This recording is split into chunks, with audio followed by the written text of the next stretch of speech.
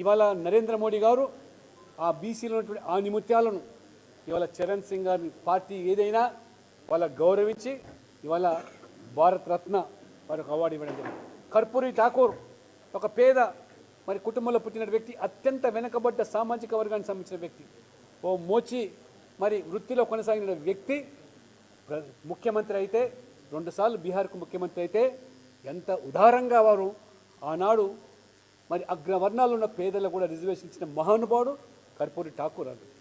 అటువంటి మహనీయుని కూడా మీరు గౌరవించకుండా గుర్తించకుండా కేవలం మీ కుటుంబ సభ్యులకు మాత్రమే బతికున్నప్పుడే నెహ్రూ గారికి భారతరత్న, ఇందిరాగాంధీ గారికి భారతరత్న, అదే రకంగా చనిపోయిన తర్వాత రాజీవ్ గాంధీకి భారతరత్న ఇచ్చారు. కానీ కర్పూరి ఠాకూర్కి ఇవ్వలేదు, చరణ్ సింగ్కి ఇవ్వలేదు, మన తెలంగాణ బిడ్డ పివి నరసింహరావు కూడా ఇవ్వలేదు.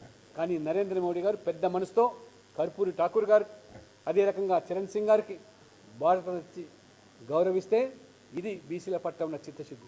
ఇవాళ నరేంద్ర మోడీ ప్రభుత్వం ఇవాళ భారతీయ జనతా పార్టీ ఒక బీసీని ప్రధానమంత్రి చేయడమే కాకుండా ఈ దేశ చరిత్రలో 27 మందిని కేంద్రంలో మంత్రివర్గంలో స్థానం కల్పించింది ఓబీసీలకు. అది నరేంద్ర మోడీ ప్రభుత్వమే, భారతీయ జనతా పార్టీ మాత్రమే. జాతీయ బీసీ కమిషన్కు రాజ్యాంగ హోదా కల్పించి బీసీల యొక్క అధికారాలను ఏ రకంగా వాళ్ళ హక్కులను కాపాడుతున్నటువంటి ప్రభుత్వం ఇవాళ భారతీయ జనతా పార్టీ. బీసీలను ఇవాళ ముఖ్యమంత్రులుగా, మంత్రులుగా ఇవాళ భారతీయ జనతా పార్టీ చేస్తూ ఉంటే, చివరికి మొన్న ఎన్నికల్లో మీరు అవకాశం ఇస్తే ప్రజలు తెలంగాణలో మొదటి ముఖ్యమంత్రి బీసీని చేస్తామని చెప్పిన పార్టీ భారతీయ జనతా పార్టీ. కాబట్టి ఈ రేవంత్ రెడ్డి గారు, గతంలో కేసీఆర్ గారు బీసీలను ఓటర్లుగానే వాడుకున్నారు. వాళ్ళ మరి ప్రయోజనాలు ఏ రకంగా పణంగా పెట్టి పదవులు అనుభవించారు. ఇవాళ మీరు కూనీ రాగాలు తీస్తున్నారు.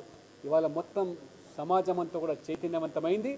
బీసీల హక్కుల కోసం, బీసీల రాజ్యాధికారం కోసం ఇవాళ ఓబీసీ మోర్చా కార్యకర్తలు, భారతీయ జనతా పార్టీ కార్యకర్తలు కూడా నడుం బిగించి ఆనాడే సావిత్రిబాయి పులేకు నిజమైన నివాళులు అర్పించిన వాళ్ళం అవుతామని చెప్పి ఈ సందర్భంగా తెలియజేస్తూ 42% స్థానిక సంస్థల్లో బీసీల రిజర్వేషన్ దక్కే వరకు పోరాటం ఆగదని చెప్పి కూడా ఈ రేవంత్ రెడ్డి ప్రభుత్వాన్ని భారతీయ జనతా పార్టీ హెచ్చరిస్తూ ఉంది.